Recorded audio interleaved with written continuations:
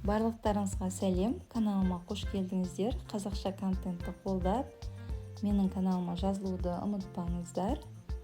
Бүгін творожный пирог, яғни сүзбелі бәліштің рецептімен бөлісетін боламын. Мен бұл жерде тек салмасын ғана көрсететін боламын. Салмасына сүзбе мен қантты қосып араластырып аламыз.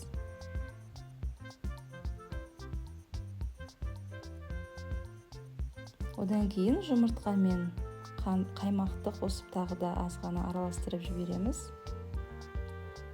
Пирогтың қамырының қалай жасалу жолы мен құрамын алдыңғы видеоларда жасап көрсеткен болатынмын.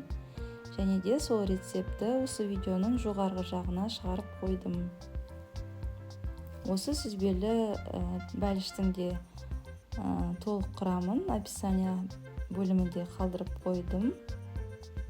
Енді дайын болған қамырды формамызға салып жазып шығамыз, және көтеріліп кетпес үшін шанышқымен әр жерден кесіп қойдым. Тестаны қатты жұқа да, қатты қалың да болып кетпеу керек. Енді салмасын салып, бетін біркелкі етіп жайып, дұрыстап жібереміз. Қызып тұрған пеште 180 градуста 40 минутта пісіріп аламыз.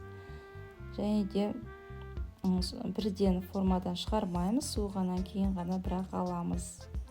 Сүзбелі бәліш дайын болды. Видеоны соңына дейін көрсеңіздер, лайк басып, комментарий қалдыруды ұмытпаңыздар.